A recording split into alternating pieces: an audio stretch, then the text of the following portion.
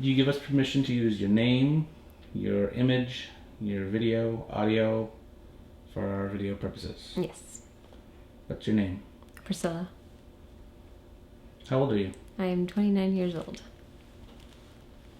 Where are you from? I'm originally from Dominican Republic. At what age did you have your first experience? That I can remember, I think I was about 9. And it happened back home in the Dominican Republic. What happened? So my great-grandfather on my mom's side passed away. And he lived in a unit with my uncle and my cousins. So they just had a door separating them. They lived in one unit, my uncle lived in the other. So when he passed, I was the only person who didn't cry. I did everything. I went to all the ceremonies, the funeral and everything, but I never really cried. I don't know why, I just didn't. And then one night I was sleeping over at my cousin's place, the one who lives next door, and there was all of a sudden I could hear the shutters like going really loud. Like it's those kinds of metal shutters that are used for like very heavy storms and hurricanes. Oh, wow. So those just started shuddering really loudly. And it's just like I saw my cousin was like 4 feet next to me and she was not moving. Granted, she sleeps like the dead, but she was not moving at all. So I was like, okay, what's going on? And then it suddenly stopped. So I looked towards the door and I just saw like my great-grandfather standing there looking at me. And I was just like, okay, are you actually there? And he just like did this little wave like this to me. And wow. I just hid under the covers and kind of peeked out and he was gone. So I sat back up and it was just like, okay, what happened? And all of a sudden I felt like 2 hands on my shoulders like this, but not in a menacing way, sort of in like a comforting sort of like squeeze kind of. And then that was it. Wow. Nothing. Like everything was done and it was just like, needless to say, I did cry after that. No, that's fair enough. What do you think caused that? The not being able to, the not crying or the whole incident. Like, what do you... Because I spent the night at the place, like, where he did pass in the house.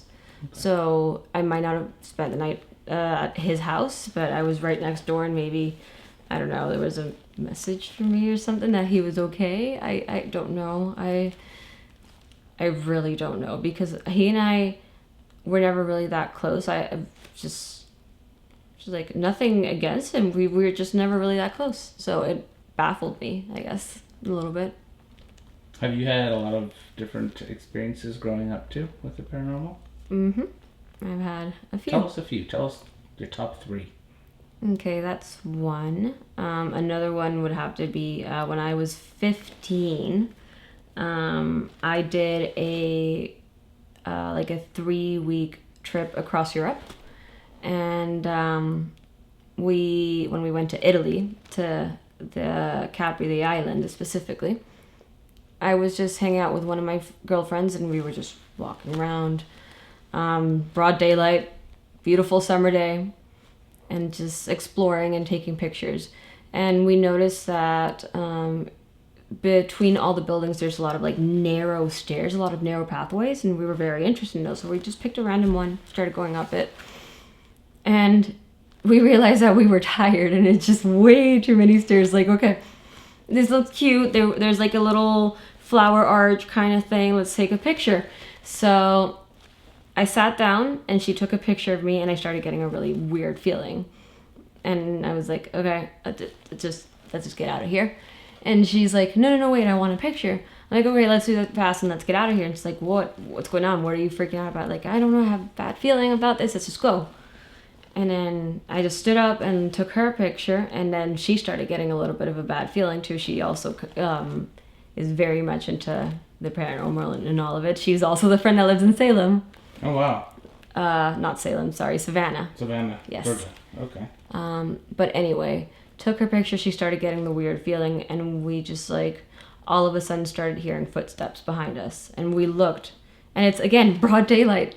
absolutely nothing behind us, but we kept hearing it, and it wasn't loud. It was like a low patter, but it's like, and we looked below and we could see people walking, but they were too far for us to hear those distinct footsteps. So we just pretty much booked it down and ran it. And when we ran down, we could hear them faster and faster and faster, but not like they were chasing us, but they were just like picking up the pace themselves, I guess, with the momentum. And when we got to the end, that was that. So when we went back to our tour bus, we looked at the pictures, and if you zoom in the back of the pictures, there's nothing in mine. Mine was the first picture, and my friend's picture, there's a black and white figure in the back. And apparently there's a very, very famous story that only the locals know, and this is something our tour guide told us, that over there, because of the stairs, when people got married, they would go just down the stairs, and that would be like their walk down to the altar. And there was this one couple who got caught in the crossfires of some war or battle. I couldn't tell you which one, but something happened and they didn't make it, and they died there on the stairs. They were shot dead. And it is said that if you get to the point where they were shot dead or past it, you can just hear their footsteps wanting to get to the altar. So that was pretty freaky, considering that you can see a black and white figure on my friend's one. Do you still have that, or does she still have that photo? I have both photos. I'll have to hunt them down, but I have them. If you can send them, I would post it with this video. Okay. Okay. Just remind me, please. Yes. Because I might need to send to you in like a week or two, because I'm in the midst of packing. Okay.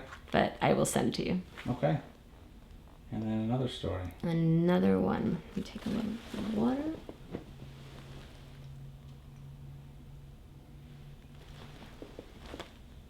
This one's a little bit more recent. Not a little bit. This was last year. This is me and a couple of girlfriends stayed at the Fairmont Hotel. We wanted to see the famous Red Lady. In Vancouver, right? In Vancouver. So we just booked a night. We tried booking the 12th floor where she's supposed to be.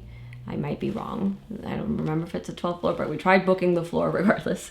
And it was full, so they got us to the floor right below it.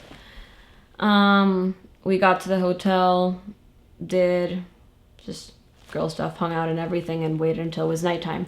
When it was nighttime, we started like playing with the Ouija board, doing like rituals, all that fun stuff. We had a camera set up. We had a night vision camera in the room and everything. We had EMF detectors. We had like all sort of starter kit kind of thing. I even had those little prongs that you hold up and they just go. Oh, the dowsing rods. Yeah. Okay. I have some of those. So we just pretty much went all out with a starter kit, Polaroid cameras, recorder, all that fun stuff. And so we went up to the floor where all the activity supposedly is. We went around like 1 a.m. so we wouldn't disturb people, and we were whispering the whole time. And there was in front of a certain room, like the EMF detector would go nuts, and I have video of that. And it's just, and we took a bunch of pictures around the floor, and the Polaroid camera was not working just in certain areas, specific areas of the hotel. I mean, off of that floor. It would work perfectly fine in other areas, but just there it wouldn't work. My friend was freaking out. She kept playing with the Polaroid camera, trying to get it to work, and it would only be in that spot that the camera would not work, and she still has all the pictures. And it was just a lot of freaky little things. There's nothing like really concrete, but it was cool that all of that sort of happened, that there is that sort of vibe on that floor. And had we had, I think we want to do it again, get more equipment and do it. I don't know, it could be fun. Yeah. So that's the most recent one in memory. Okay. Do you think it takes a certain type of person to experience the paranormal? Oh, absolutely. It Okay. does. It has to be someone who's open to it, someone who's sensitive to it, because if you're not, you might be able to see something, but you're just going to think you're crazy. You're going to medicate yourself, you're going to dive into religion, something or the other, or just not believe it. And it's just, you just have to be, it takes a very open-minded person, a very sensitive person, I guess. Since your experiences, do you believe there is more to the world? No, yeah, for sure. I believe, I'm not an expert in it, but I do believe in like other dimensions and other realms and other universes. I believe in all of that. Just, I don't know the technical terms and I don't know much about it. And since you do investigate the paranormal, what are your top 3 locations you'd want to go to if you could go tomorrow? Oof. Number 1, absolutely Poveglia Island in Venice, Italy. Yes. I actually saw it from afar and did not know it was a haunted location at the time. I found out like a month after that it was like one of the most haunted places in the world. That's in my top 10 for sure. So I was very frustrated about that one. Mm-hmm. My top 3 are actually in spite because I had the opportunity to go to all 3 and couldn't because of one reason or another. The second one was Waverly Hills Sanatorium, because back when Zach Bagans was doing like tours and stuff, he actually offered tours where people could go, like a group of people, and do investigating with him, and I was going to do it. I'm like, that's like a pretty cool thing. That'd be a cool experience. So I was going to do that one, and my friend got in my father's head and it didn't happen. I was like 16 at the time. I had the opportunity to do that one in this past year, but unfortunately with COVID. Mm-hmm. And oh my god! And the other one is another one in the States is I don't know why, but Eastern State Penitentiary. Yeah, that's a good one. Like, I would love to, and that one's because my girlfriend went before I could go. She was supposed to go with me, and she's like, I'm not waiting for you, and she just went. So yeah. All right. And in closing, do you have any more stories that you want to tell that have happened to you? Oh well, there's the one that happened at the Pink Palace. Well, let's talk about that because we were there that night, right? Yeah. I was there. You were there. You were there. What happened? So the one in the bathroom, that one was very interesting. Me and that same girlfriend, we were in the bathroom on the lower level, talking to whoever is crying in the corner, supposedly, of the bathroom stall, and we were sitting on the floor asking questions. She had this the spirit box. I had a recorder, and it was apparently brand new equipment. Mm-hmm. And we were just asking stuff, and then my girlfriend says, we're going to hear you anyway, because we had the recorder, and all of a sudden the spirit box just dies. I remember you telling that story. And so we have, I have the recorder, actually, the recording of the spirit box just dying. I think that was my spirit box, the SB11 that you guys were using. It was a square, like, perfect. Yep, that one. That was mine. It just died, and there's video, she's holding it like this, like not touching a single button. So we have that video and that audio as well. So that was pretty freaky that happened. That's interesting. And then when we were up in the 3rd floor, that I just walked around a bit, and I was just kept getting pulled to one specific room, and everyone went in there with equipment, and everyone was getting some sort of activity. That was pretty cool. I was just like, I need to go to that room.